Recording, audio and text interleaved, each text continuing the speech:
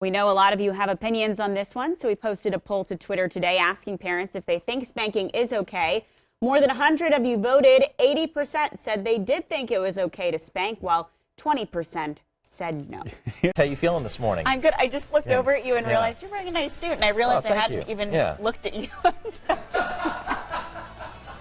I'm sorry. I just realized it. I was like, Why am I even here?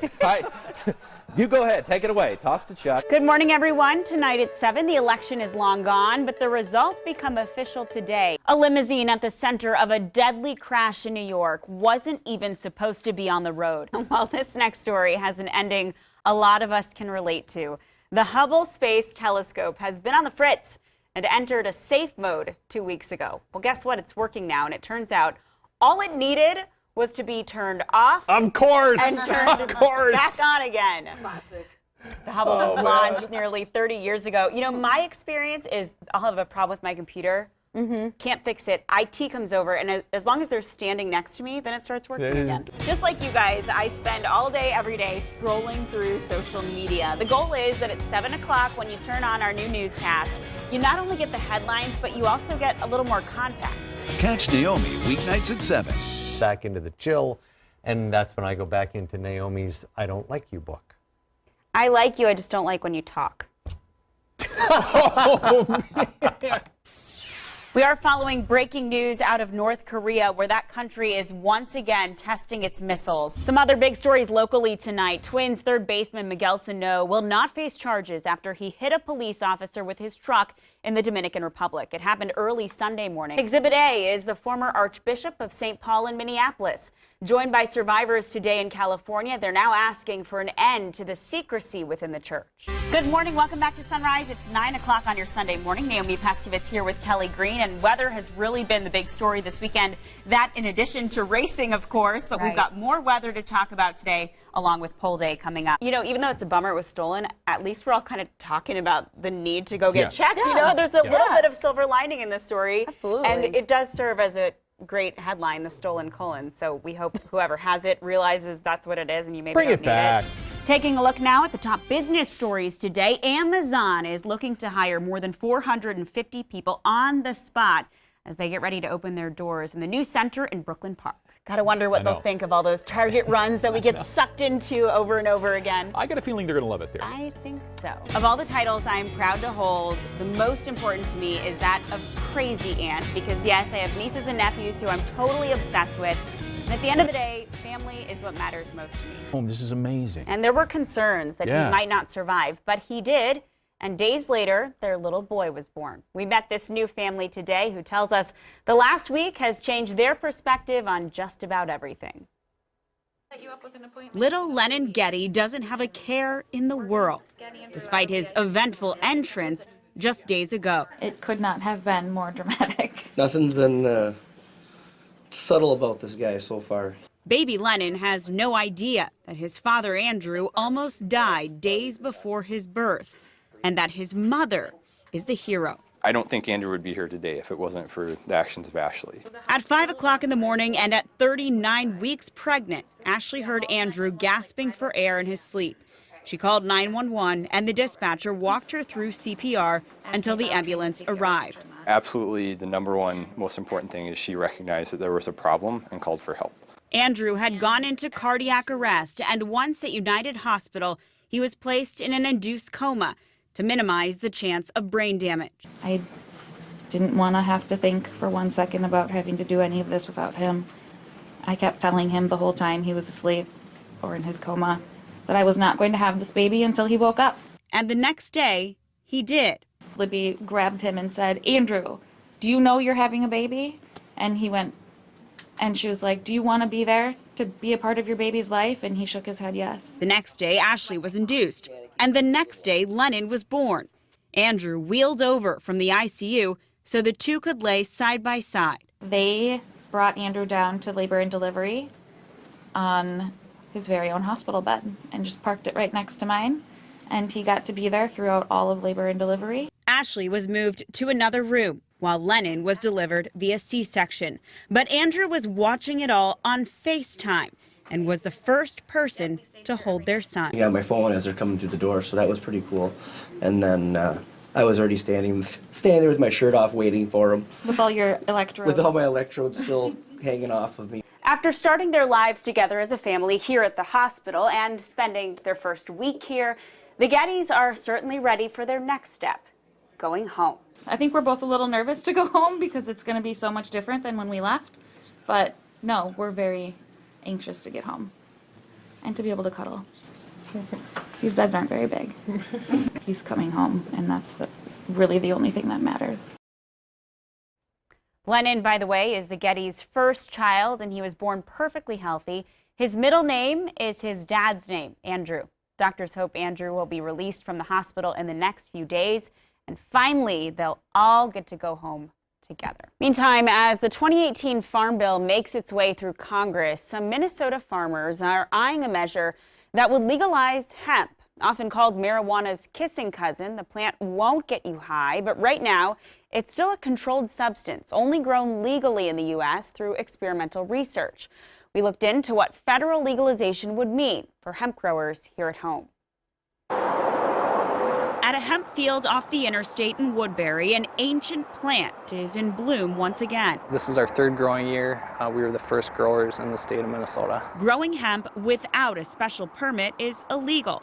So John Strophus and other farmers plant and harvest the close relative to marijuana through a pilot program with the Minnesota Department of Agriculture. This is a variety called Katani. An entrepreneur at heart, he saw the crop as a business opportunity. After harvest, the hemp is processed and used in products like clothing, rope, oils, and even food. Hemp is not a new crop, but there's a renaissance in growing hemp in the United States. And I knew that with that would come a lot of opportunity to be one of the early adopters. Now they're looking to Congress and the Farm Bill for full legalization, which would allow farmers to apply for crop insurance and federally funded programs. It grows very well here, and we also got in pretty early on the ground floor. There's now 39 states that have these pilot programs, but we are certainly one of the leaders amongst others like Colorado and Kentucky. So we're really proud of that, and we feel like we can continue to be a leader, particularly if this becomes law. Well, I think it would just be a relief that we don't have to constantly address the issue of is it legal or not. When you look at the hemp plant up close, it looks identical to marijuana. In fact, the only difference is something you can't see, the level of THC. Literally, you could smoke a field of this and you'll just get a headache. But because the plants look so similar, there have been concerns from law enforcement on how they'd be able to tell a legal hemp field from a field of marijuana. And at the U of M campus in St. Paul, scientists are working to resolve that very problem. We've been working on cannabis genetics in my laboratory for the last 15 years, including both hemp and marijuana. Our work started with an effort to understand how hemp and marijuana are different. We know that now. In the lab, they dissect hemp seeds down to their DNA. We're working on being able to confirm the tests so that we can distinguish seed that would have the potential to be marijuana versus seed that would be considered to be hemp. So as scientists do their work and politicians do theirs, growers are still watching and waiting, hoping hemp will prove fruitful on and off the farm. No one is making any money off of this crop in Minnesota right now. It's going to require the development of processing facilities, markets, and products that consumers are willing to buy. The Farm Bill really legitimizes hemp for the foreseeable future. There could also be a lot of money at stake here. According to one estimate, hemp-derived cannabidiol, or CBD, could become a $1 billion market by 2020. And that's just one type of hemp product. For some kids, the zoo can be kind of overwhelming, especially if they're on the autism spectrum or dealing with other sensory issues. It's why the Como Zoo started a new program this year to help those families get the experience without the anxiety. It's 9 a.m. on the start of a warm August day, and 10-year-old August Olson is just getting warmed up. Yeah, there is a difference. Yeah. That one has a different curve. Oh, yeah. He knows within an hour, Como Zoo will look very different. And since they're mammals, they have to get air eventually. August loves animals. Well, I've memorized the entire system for how endangered an animal is. But when the zoo gets crowded, it can be a scary place. Well, the second that someone tells me to do something, I get extremely stressed. And then it's worse because there's all this noise. And it's harder to hear, and if I don't hear it, I get even more stressed. And then it just downward spirals. August's parents noticed he had sensory issues as a very young child, even before he was diagnosed with autism. Is that like the alpha male or something? So they find activities he can enjoy like any other kid. This year, the Como Zoo teamed up with the Autism Society of Minnesota to open an hour early, a few days a month. The animals will do things that the kids don't expect. So it's nice to have a calmer atmosphere and environment. So those things are a little bit easier to take in. As soon as the doors open, you can feel the difference. Crowds come rushing in, and that's why opening just 1 hour early makes such a big difference. You can only do so much to make the environment, to change the sensory nature of an environment, but you can do a lot in terms of having it be a welcoming place. The staff gets special training for working with the kids and their families, and there are sensory maps so the kids know the best places to go. The main stresses that you have here are just taken down by at least 99%. Keeping the zoo safe and fun for all the animals and all of their visitors. It's really cool. We asked August what he wants to be when he grows up, and he told me either a zookeeper, obviously, or a military justice lawyer. There are several autism-friendly early entry days left this month, and then they continue once a month through the end of the year. It's free, and you don't have to sign up. Great idea. Place in Maple Grove where anyone who's lost a family member or friend can go to remember them. It's not a cemetery, but rather a garden surrounding a large sculpture of an angel. Now the Angel of Hope is unveiling a major expansion, offering even more comfort to the loved ones left behind. Installed in 2001, the Angel of Hope in the Maple Grove Arboretum is one of more than 100 just like it around the world. I come here and I look at all the bricks and I know I'm not alone. The Angel is based on a novel where a widow mourns the loss of her child, but its meaning has evolved, and now the bricks represent any loved ones who've died. A lot of people here have a child that has passed away, but that is not a requirement. Everybody is a child of somebody, and so many people have bricks of different ages here. It's a way to remember our son Danny, and the key word is remember. Connie and Christine Johnson lost their son and brother in a car accident in 2004. He was 18. And I think we also wanted a more uplifting, happier way to honor his life, and as opposed to visiting him where he is at the cemetery. The Johnsons are part of a group of volunteers who support the Angel and grounds around it. As the bricks filled up with names and memories, they realized the need to expand. So with the city, they proposed a plan to renovate and renew.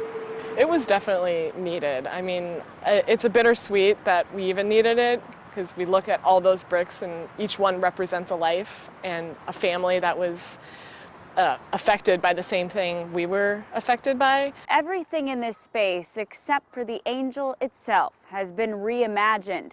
Most importantly, they added more room to remember more loved ones. The city Park and Rec knew that we were running out of space, and so it was kind of an immediate need, and they stepped up to the plate. They've added more benches, lighting, and arbors. And while there were only 40 spots left for bricks before the expansion, they can now fit 1,500 more. We're a group that nobody wants to join, but if you are, we're here for you. We're here for you. As I look at this round circle of the Angel Park, I feel it's like a completion of the circle of life. And that's just really special. The Friends of the Angel have pledged to pay the city back for a part of the cost of that expansion.